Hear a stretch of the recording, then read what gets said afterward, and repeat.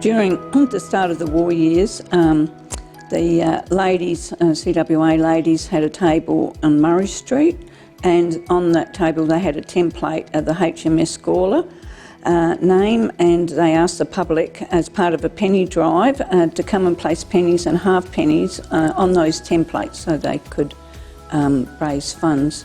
And this was the first Gawler ship. There were two. This badge was procured by the CWA ladies from the Navy, and they went door to door selling these badges to raise funds for the ship so that they could knit and they could send them anything that they needed. In Victory Square, the CWA ladies presented to the Mayor of the town and to the ship's crew of the HMS Gawler a white ensign flag, and that flew on the ship for its duration during the war. When the committee was first formed in 1940, a committee photograph was taken, and we found that in the middle of the photo was Mrs. Daisy Bates sitting left of Miss Florence Barnett. And we realised that, and after some research, that she'd come for a special occasion on behalf of the branch to talk about the Aborigines and her experiences with the Aborigines. As part of the exhibition, there were themes set in place so that we could work out how to collect items for the display.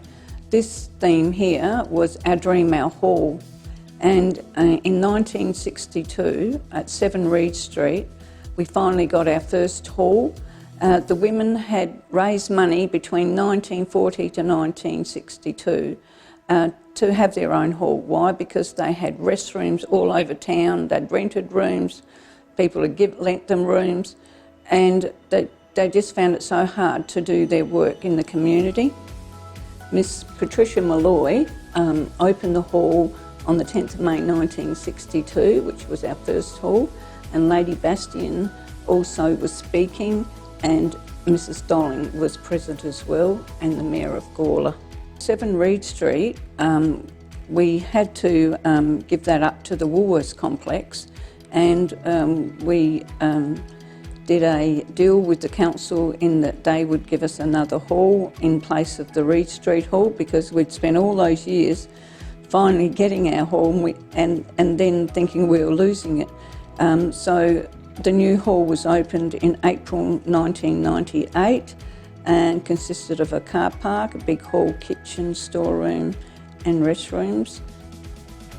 CWA was always known for its calendar of cakes books and its recipe books, and over the years, and every time we had a new state president, a cookbook was released.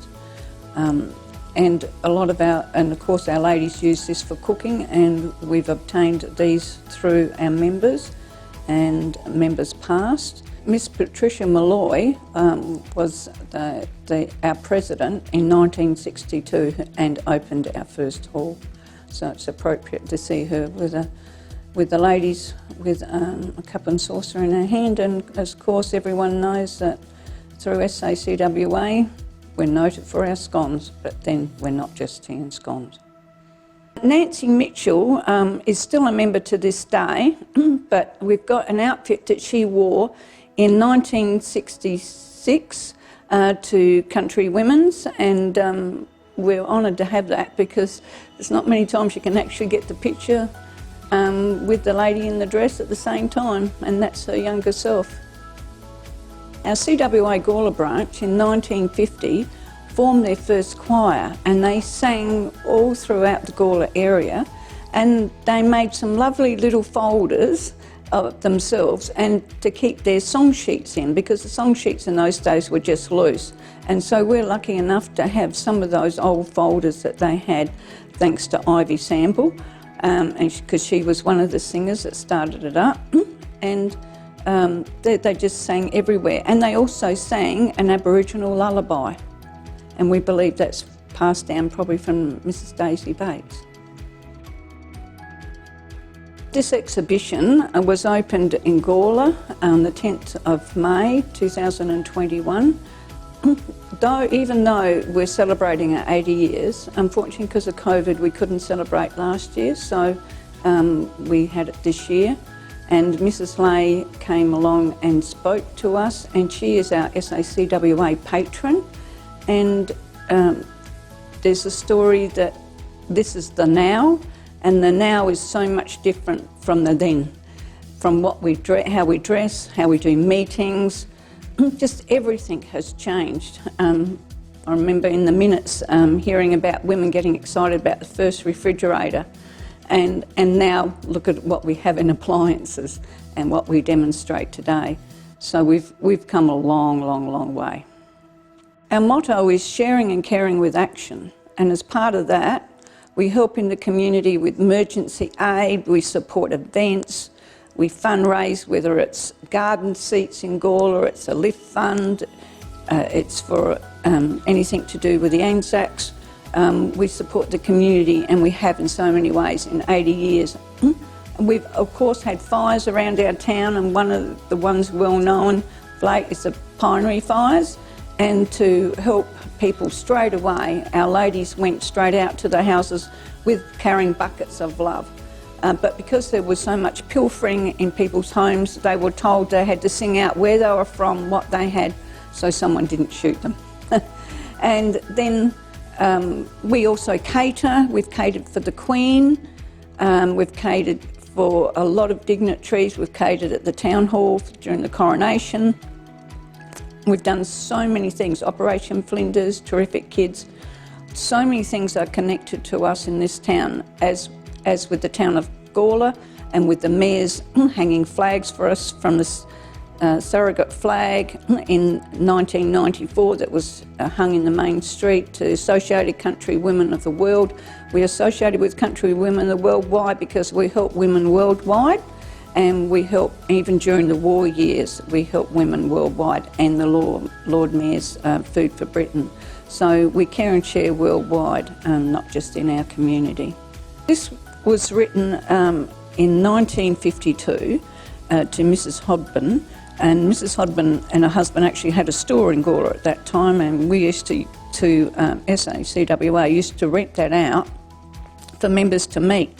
And so this lady's written to Mrs. Hodgkin, because she was a handicraft officer at the time, saying that she's got these lovely, lovely samples of all handicraft, and there's quite a lot of them, and she'd put them in a little red case, which we have, and this was for the branch to keep for all time, all these samples, so they weren't lost. This doll is actually encased in this case. It's lace, you can't open it, and it's never been opened since 1945. It sat in our hall for a long, long time, and no one ever really knew the full story. They knew that it was made by Mrs. Broadstock. They knew that she won first prize in an exhibition she put for a CWA exhibition in Adelaide, but they never knew the full story. But recently we found the original letter written by our first president, Miss Florence Barnett, to Mrs. Broadstock, asking her if we could have the doll, because Mrs. Broadstock had made the whole doll, the head, everything. We would have competitions, including cookery, between all the branches in our area. So as all the branches grouped together in this area is called Barossa Group. And Barossa Group, still to this day, get together, but we just don't hold the same exhibitions of cookery and sewing as what we used to. But whichever branch won it for that part of the year, they got presented the Rose Bowl, and it was engraved with the branch's name. And Gawler has won on so many occasions, and because we have our own hall, we've been asked to keep it for prosperity, so everyone can see it. And here I've got one of our ladies who was a handicraft officer, and a lot of our handicraft is here today. and her daughter is a member of our branch, and her name is Ruby Schultz. But we had so many great handicraft women, and what they did was the handicraft officer would do sample books to keep those samples going for lifelong, so that women in the future could learn how to do all the different stitches that they used to do. Our past presidents, there's been 24 past presidents over 80 years. We do have a slideshow of them, but we also have a panel made. We've also launched an honour board in memory of all of them in our hall at 29 Todd Street in Gawler. And we had, in 2019, we had all the descendants, all the ones we could get, of all the past presidents together, which was so wonderful because they also gave us a collection of things that are here today as well. And we celebrated that. And this is what started off our 80 years of memorabilia, because it was just so good to have them. We collected a lot of members' craft that are members today, whether it's painting, it's sewing, crocheting, whatever. We collected a piece of their items just to put on show that we are carrying on the crafts of yesteryear, but we're also adding recycling crafts and different crafts and adding to that collection. But we still continue to do the crafts of yesteryear.